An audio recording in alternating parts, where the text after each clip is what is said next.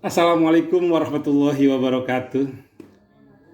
Saya Hafid Mansur dari KU10, Kahfi BBC Motivator School. Senang sekali hari ini saya akan berbicara tentang pengalaman saya kuliah di Kahfi sudah lebih dari 3 tahun.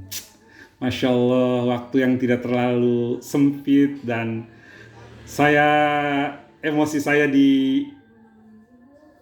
dicoba diatur ya, digoda gitu kan, supaya lanjut enggak kan. Tapi insya Allah saya akan lanjut bagaimanapun. Kahfi sudah merubah hidup saya, insya Allah, amin. Suatu hari saya juga pernah kepikiran ingin berhenti gitu kan. Godaan setan itu benar-benar, setan menggoda saya, tapi istri saya keberatan, anak-anak saya keberatan. Akhirnya saya urungkan, dan saya juga pasti akan kehilangan momen-momen indah bersama teman-teman saya. Terima kasih Om Bagus, dosen-dosen, asisten dosen, insan Kasfi yang support teman-teman dari Kahfi, yang walaupun kita beda angkatan, mereka selalu menjaga Islamiyahnya yang perlu saya ucapkan jempol. Mantap. Allahu Akbar. Saya saya punya cerita tentang bagaimana subconscious kita berbicara, ilmu subconscious ya. Pekerjaan saya sekarang adalah pemilik kuliner. Ternyata sebelumnya kuliah kan saya juga kerja di asuransi di mana-mana. Terakhir di sini usaha sendiri. Itu kan cerita omongan 40 tahun yang lalu ketika saya berbicara dengan alhamdulillah ibu saya. Pun saya dekat dengan ibu saya gitu. Bu, kayaknya kita harus punya rumah makan gitu. Ngomong anak kecil gitu. Padahal nggak mungkin lah pada waktu itu, karena saya kan bukan keluarga pedagang gitu, seperti itu. Ternyata Allah memberikan kemampuan saya untuk usaha ini. Setelah saya amati, ternyata ilmu subconscious yang saya dapatkan itu jalan. Oh, rupanya itu mimpi saya 40 tahun yang lalu. Insya Allah. Makanya saya takut dengan kalau misalnya saya berbicara jelek-jelek gitu. Masya Allah. Saya tidak mau misalnya mendoakan yang jelek kepada orang lain, menghina atau menghujat, atau berbicara yang tidak senonoh di sosial media atau yang lain. Masya Allah, ya Allah ampunilah kalau saya misalnya pernah melakukan seperti itu.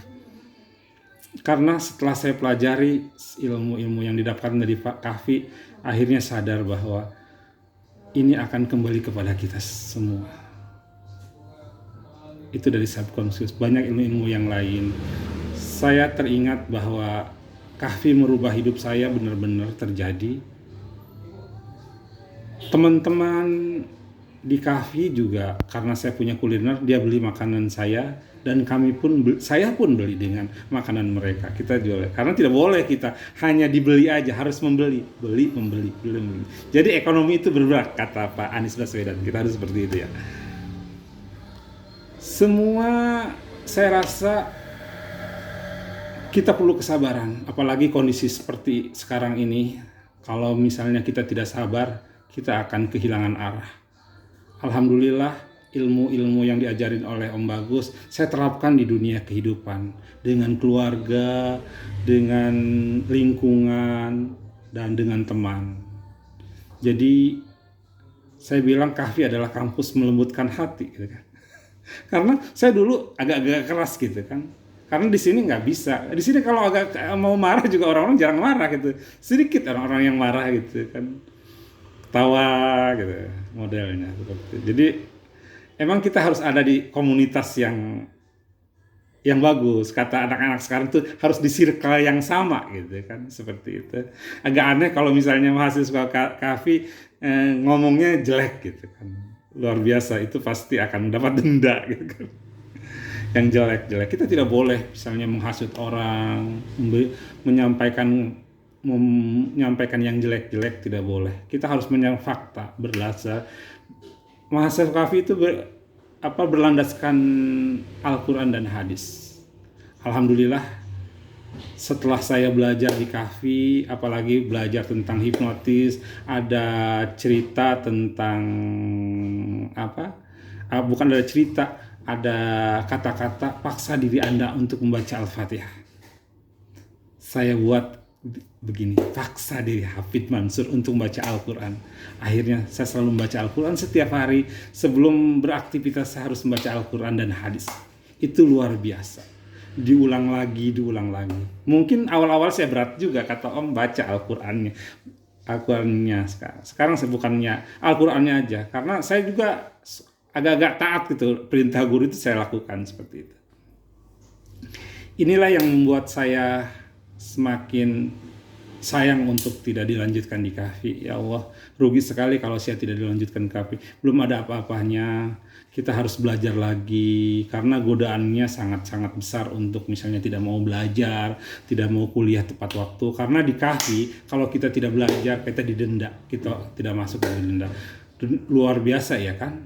Saya bilang ujiannya tuh beda-beda sekarang. Mungkin kayak sekarang itu saya itu agak gampang sakit, tapi itu cobaan buat saya, bukan jadi beban untuk gitu. Luar biasa, ada pengalaman. Sekarang mahasiswa FI yang umurnya lebih dari 50 tahun, kalau misalnya ke kamar kecil, tidak perlu di kamar kecil, tapi di atas, tapi ke bawah. Emang sangat bermanfaat itu. Itu luar biasa. Mereka memperhatikan bagaimana mahasiswa-mahasiswa yang sudah umurnya lebih 50 diperhatikan. Terima kasih Om Bagus. Hal-hal kecil ini sangat membuat saya semakin cinta kepada Kahfi. Ketenangan. Ya. Kahfi memberikan pelajaran ketenangan kepada saya. Suatu hari saya ikut menghadiri